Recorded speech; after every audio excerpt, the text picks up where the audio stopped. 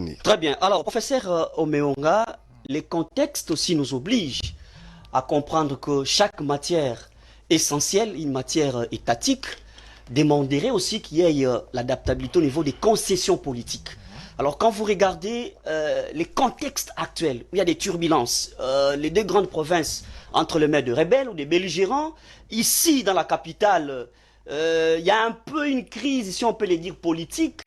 Certains ont évoqué qu'il y ait un dialogue pour faire des concessions politiques, en fait ce qu'on puisse aller vers les bons ports. Mais maintenant le pouvoir en place, vous rejetez en bloc. Vous réfutez presque les concessions politiques. Est-ce que vous pensez que votre plan peut tenir aussi longtemps que la porte est fermée? Oui, bon, avant que je réponde à votre question qui est très pertinente, je voulais juste revenir sur certaines précisions. J'ai aimé, il a parlé d'une difficulté de péréquation qui ne marche pas. C'est ça. Pourquoi ça ne marche pas? Et si est-ce qu'on va toujours continuer à laisser que ça ne marche pas? Vous voyez les hommes. Mais le président a une vision, comme le dit, s'il veut dire que non, l'homme là, qui ne veut pas faire marcher la péréquation, je voudrais l'enlever. Mais institutionnellement, il ne peut pas le faire. C'est aussi quelque chose qu'il faut voir dans l'avenir, s'il faut le changer pour que ça marche. Vous voyez ça? C'est aussi important. Vous avez dit ça, pourquoi ça ne marche pas? Alors il fallait vous demander, questionner, mais si ça ne marche pas la péréquation, vous voyez seulement les hommes. Mais si vous êtes mon chef, et que vous avez les choses, et que dans la procédure prévue, vous ne pouvez pas, même si je vole, vous pouvez toujours me laisser. Mais il faut y penser pour l'avenir, les autres jeunes qui viennent, qu'est-ce qu'il faut faire? C'est ça la vision des choses. Une vision, c'est dans la projection, une vision. Vous voyez ça?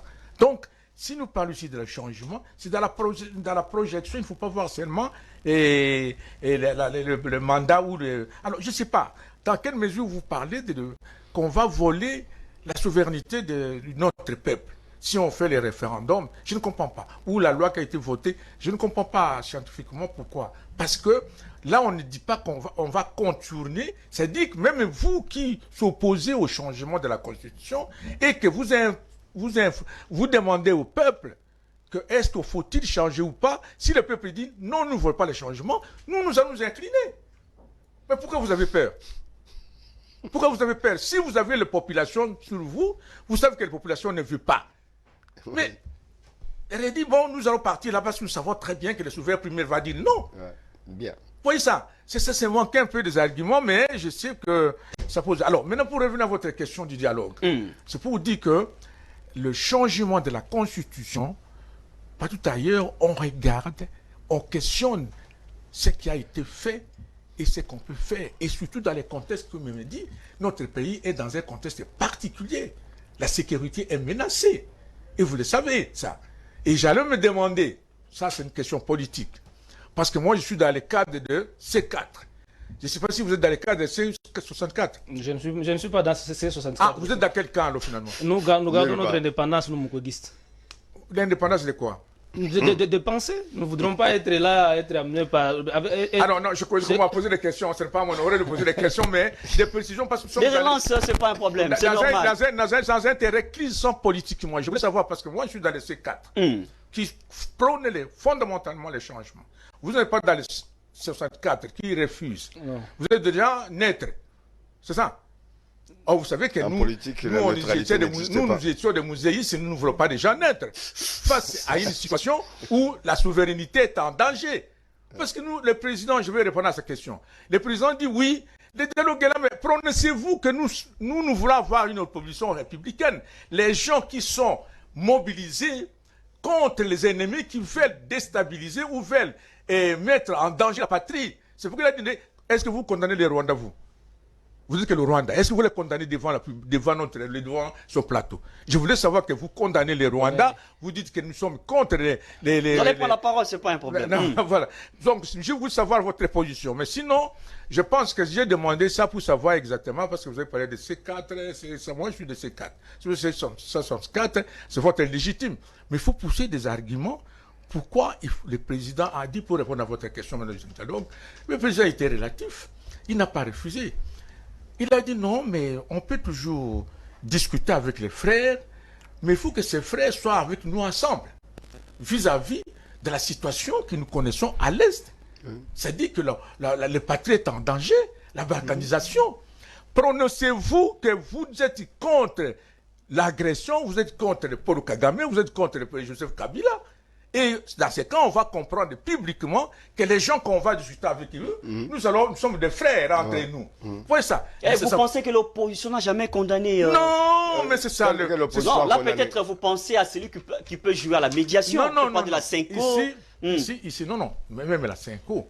Ça dit que même la Cinco. La Cinco ne peut pas se prononcer en tant que médiateur. Non. Pourquoi vouloir faire des concessions entre différents partis. Cinco devrait être au milieu du village. Mais quand on voit des positions, lui il ne peut pas me contredire, quand on voit des positions prises par l'Église catholique par rapport à l'Est, moi j'ai suivi une fois avec Cholet, qui disait que non seulement les côtés de la majorité qui tue, et du côté de l'Est qu'on tue, mais aussi c'est la majorité qui tue. Oui. Est-ce que c'est correct? C'est grave ça. C'est très grave. Ailleurs on l'aurait déjà arrêté. Vous parlez de la Cinco, on ne peut pas se prononcer. Mais là, une telle déclaration, il s'est prononcé déjà. Donc il veut se mettre... Vous voyez autant de Congolais qui sont morts par rapport à l'Est. Il dit que non, voilà. Et on tue là-bas, on tue là-bas. Ce n'est pas quelqu'un qu'on doit approcher pour faire un dialogue. Très bien. Vous voyez ça? Alors que le dialogue, on ne refuse pas. Mais il faut la condition que le président a dit, qui n'est pas mal, dit, vous voulez qu'on parle ensemble. Mais je voulais avoir votre position clairement par rapport à l'Est. Comme je lui ai demandé, est-ce qu'il est de C4 ou C64? Merci. Il a dit naître. Donc, le dialogue, oui, mais il faut qu'on sache avec qui on va dialoguer. Mais tenez compte des répercussions, professeur. Il y a des répercussions politiques. L'opposition s'est déjà prononcée sur la ville morte. Quelle opposition? Non. C'est ce qu'on veut éviter. Est-ce que je vais ajouter un mot là? Non, même pour l'opposition ici. Vous savez que je ne parle pas comme un politicien, mais là je veux parler comme un politicien, même pas un politicien, mais un analyste politique. Est-ce que vous croyez, dans d'autres pays, il est là, dans la situation dans laquelle sécurité que nous trouvons, le président, tu sais qu'il est bon. Je vous dis, il est bon. Ailleurs, on n'aurait pas on aurait prendre des mesures sécuritaires importantes. Dans quel pays au monde que vous avez vu les gens qui sont contre nous, qui veulent la déstabilisation, qui veulent nous partager, qui veulent le parti en danger, et on les laisse vivre avec nous et collaborer avec l'ennemi. Ils vivent dans les voitures, ils se promènent au nom de la démocratie. Non. Là-bas, à l'Ukraine, est-ce que qui parle même s'il y a des abus du président? Mais parce qu'il y a un moment donné, on cherche la mobilisation totale vis-à-vis de l'ennemi, et les restes, on va voir. On ne refuse pas. S'il n'y avait pas la guerre à l'Est, et qu'il y avait la situation démocratique comme était avant, là on peut comprendre que non, le président refuse. Mais il y a un enjeu de taille à l'Est qui demande la mobilisation totale autour du chef de l'État. Très bien. Voilà. Merci beaucoup, professeur. Alors, monsieur Marius, là les professeurs ouvrent une brèche. On doit comprendre les choses à leur titre lecture. C'est comme si l'opposition profite de la faiblesse du chef de l'État.